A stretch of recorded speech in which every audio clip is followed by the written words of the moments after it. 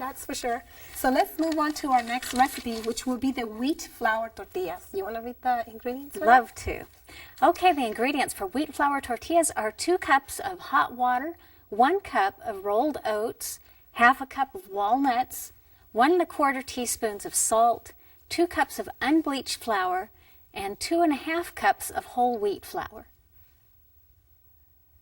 Okay, so we're ready. This is a pretty good recipe, and it's not very hard to do.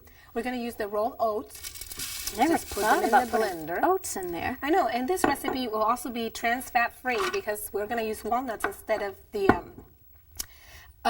traditional hydrogenated fats. Put the water in there, about 2 cups, and blend. All right. Blend it all out.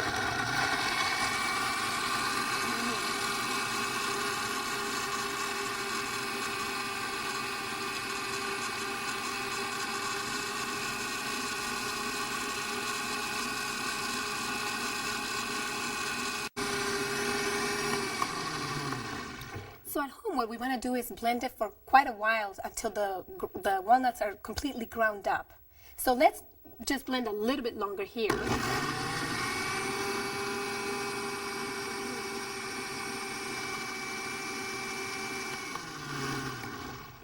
Since we're on TV, we're going to do this quickly. But like I said, at home, you would want to blend for quite a while, okay? So let's put the other part of our machine here. And we're going to put the whole wheat flour. I have 100% whole wheat flour. And we're going to add some unbleached flour. Now, you don't have to do this. You can always use all whole wheat. But since we're not using any oil or any shortening, it makes it a little bit softer if you mix the 2 flours together. So let's just mix a little bit to get the 2 flours mixed. Very short.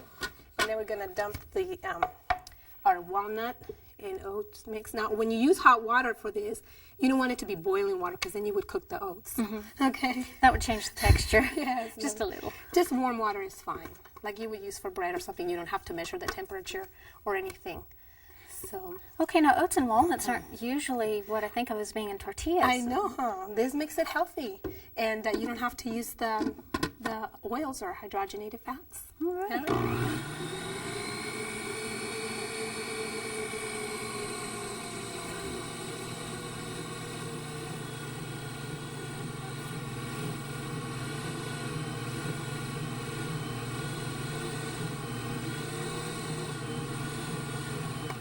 Okay. At home, I would do it for a little bit longer.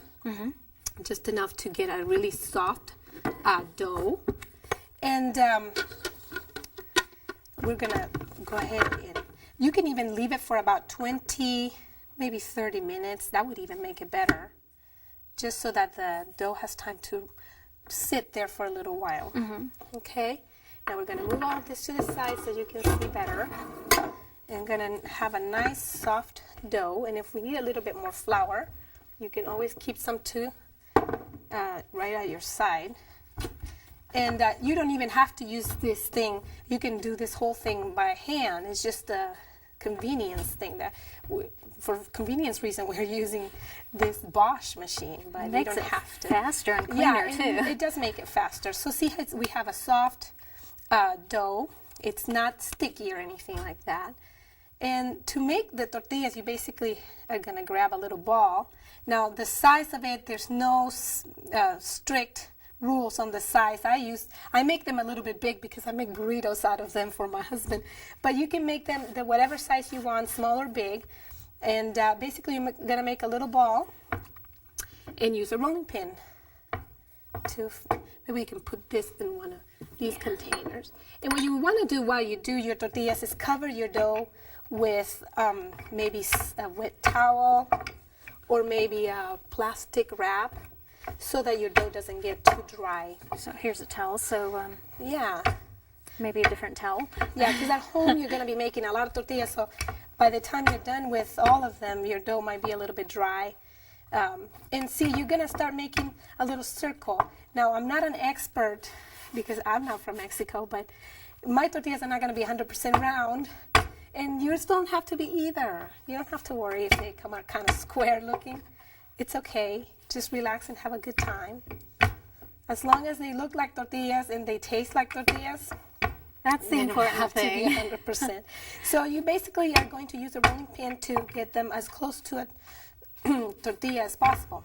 So you roll these as thinly as you can, right? Yeah, they don't have to be paper thin. And like I said, again, that varies too. Some people like them really thin, some people don't. And we're going to use a hot griddle. And basically, just leave it there until we start seeing little bubbles on the surface. This has to be hot already, okay? Because otherwise your first tortilla is not going to come out really good. So the first tortilla has to be in a hot griddle already. When you see little bubbles come out of the surface, it's time to turn it. And when you turn it, you're going to turn it maybe 2 or 3 times until you see a nice looking brown on both sides.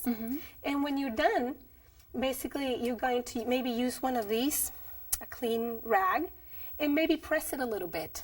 Really? And that will make this steam inside of the tortillas to sort of make it expand, and that will cook it really good inside. See how we're starting to see a little Yeah, bit I of can bubbling see those. on the surface? When you start seeing that, it's time to turn.